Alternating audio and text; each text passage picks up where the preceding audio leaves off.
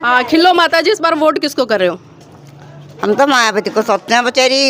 क्या करो, मोहर तो उस पे मारो जो उस पर लगा हुआ है मोदी पर। मोदी जी को क्यों नहीं दे रहे हो?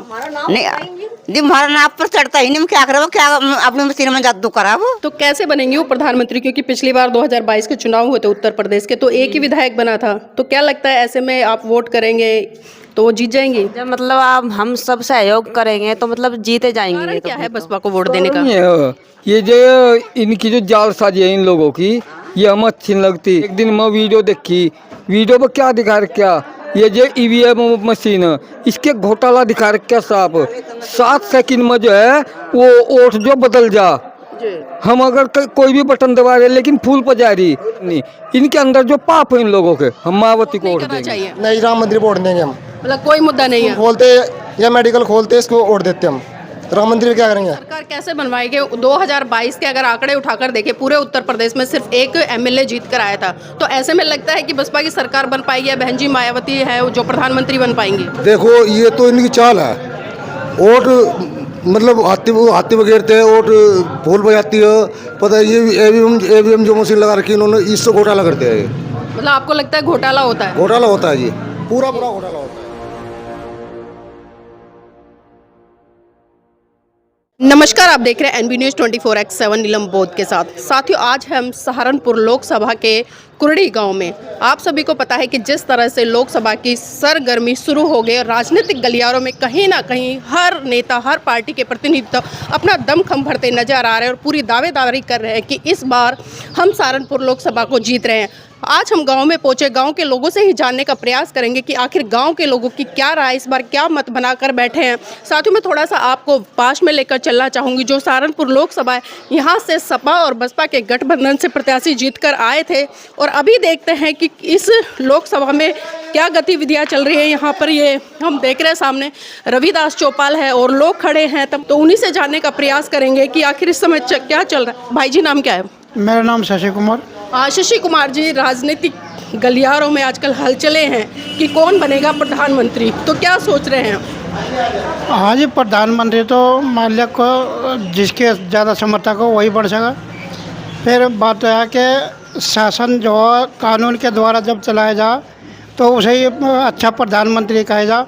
मान लिया जो झूठे जुमले दे करके उसे प्रधानमंत्री थोड़ा कहे जा, ये तो जुमले है। मान लिया पहले कहा कि 15 करोड़ रुपए, 15,000 रुपये आपके एक खाते में आएंगे, वो किसी के नहीं आया। गैस सिलेंडर जो फ्री करा, फिर 1100 1200 हद कर दी। इतनी महंगाई कर रखी हद तक ज़्यादा। तो प्रधानमंत्री तो कानून के द्वारा, कानून का ही राज होना चाहिए। यही को पार्टी के कोई भी हो।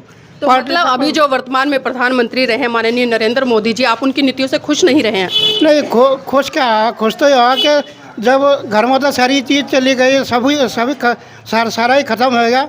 मान लिया जो भारत के अंदर हर चीज़ थी, यहाँ से इतनी सुख सुविधा थी, सब कुछ बेच डाला। इस बार वोट किसको दे रहे हैं? और तो इस बार जो है अभी बता के जो कानून का राज और कानून के द्वारा चलाता है वही नेता कहलाता है, उसी को वोट देंगे।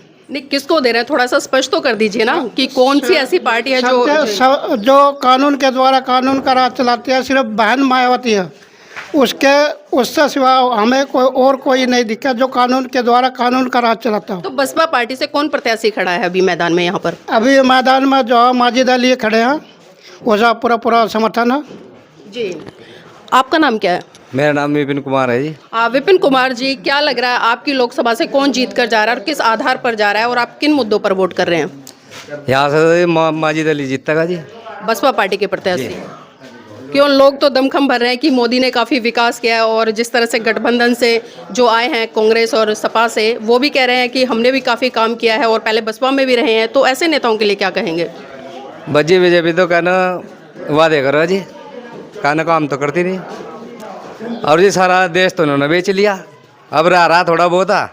देखो जी, मायावती कर सको तो वोट मायावती को दे रहे हैं जी। लेकिन लोग तो कह रहे हैं कि चुनावी हलचलों में मायावती कहीं दूर दूर तक दिखाई नहीं दे रही है। तो कहना गोदी मीडिया का प्रचार, गोदी मीडिया जैसे चाहोगे वैसे वो प्रचार करेगी। और जी कहना मतलब बिकी हुई है।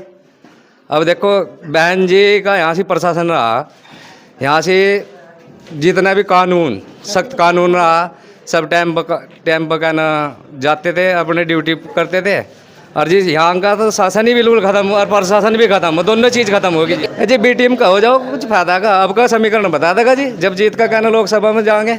जी तो देखिए कहीं ना कहीं जो जिसको गोदी मीडिया लोग बोल रहे हैं कि वो कहीं भी चर्चा नहीं कर रहा है बसपा की, लेकिन वर्तमान की जो स्थिति है अगर ग्राउंड लेवल पर आप जाकर चर्चा करें आपको बसपा की लहर दिखाई देगी। और उसका कारण है क्योंकि जो वर्तमान में सीटिंग यहाँ पर सांसद रहे हैं वो बसपा पार्टी से ही जीत कर आए थे पिछला चुनाव। भाई जी नाम क्या है? ओम कैलाश। ओम कैलाश जी, क्या लग रहा है इस बार किसकी सरकार बनवा रहे हैं, कौन बनेगा प्रधानमंत्री? अब की बार बसपा सरकार।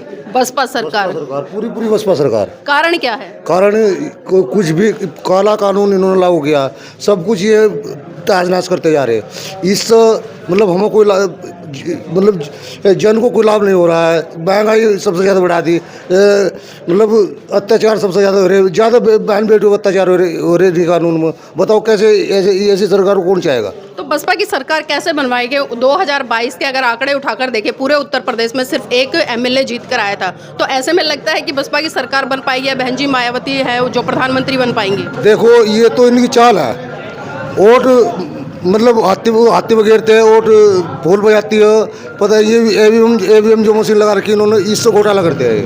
मतलब आपको लगता है घोटाला होता है? घोटाला होता है जी, पूरा घोटाला होता है। चलिए देखिए लोग कह रहे हैं कि घोटाला होता है यहाँ, तो यहाँ पर कुछ युवा भी खड़े हैं, युवाओं से भी जानना चाहेंगे कि आज का युवा आज की राजनीति को किस तरह से देखता है। भाई जी नाम क्या है? मेरा नाम सोनू कुमार है जी। आज सोनू कुमार जी, आप युवा हैं तो युवा होने के नाते किस तरह का प्रधानमंत्री चाहते हैं? जैसे बहन मायावती, बहन मायावती, क्यों? वो इसका शासन अच्छा है जी। एक महंगाई ज़्यादा करती, ये महंगाई इतनी कर रखी उन्होंने, गरीबों को तो बस तरह का रखी उन्होंने। लेकिन मोदी जी तो कह रहे हैं कि भाई हमने सबका साथ सबका विकास किया है, युवाओं को रोजगार दिया है, लोगों को राशन बांटने का काम किया है। कुछ नहीं रोजगार दे रखा है, बेरोजगार है सब, पढ़े लिख के भी मतलब मजदूरी कर रहे, क्या रोजगार है? लेकिन जो राम मंदिर उन्होंने बनवाया है उसका मुद्दा मेन उनके चुनाव पर्पज में रहा है कि भाई हमने राम मंदिर बनवाया है और खासकर लोगों की आस्था का सवाल है। तो क्या लगता है इस मुद्दे पर आपको वोट नहीं करना चाहिए? नहीं, राम मंदिर वोट देंगे हम। मतलब कोई मुद्दा नहीं है? खोलते या मेडिकल खोलते इसको वोट देते हम। राम मंदिर में क्या करेंगे? राम मंदिर में थोड़ी खाने को देगा। तो अभी जो आपके यहाँ पर प्रत्याशी खड़े हैं बसपा के, कैसे प्रत्याशी हों? अच्छे हैं जी, वो अच्छे हैं। और अन्य प्रत्याशी? सभी अच्छे हैं। देखो हम तो ये बताते, हम तो अपने को देंगे, बस वोट अपने को देंगे। अच्छा, आपसे जानना चाहूँगी प्रधानमंत्री बनने के लिए कितनी सीटें चाहिए बहन कुमारी मायावती को? कम से कम 400 तो चाहिए ही जी। चलिए ठीक है, देखिए उनकी अपनी जानकारी है जिस आधार पर बता रहे हैं। यहाँ पर और भी लोग हैं, खासकर महिलाएं हैं। मैं महिलाओं से जुड़ने का प्रयास करूंगी क्योंकि हम कहीं ना कहीं देखते हैं जब इस देश की आधी आबादी महिला है तो उनकी भागीदारी राजनीति में कितनी है। नाम क्या आपका? डोली। डोली, पढ़ाई कर रहे हो? नहीं जी। वोटर हो? हाँ जी। वोट डाल के आते हो ना?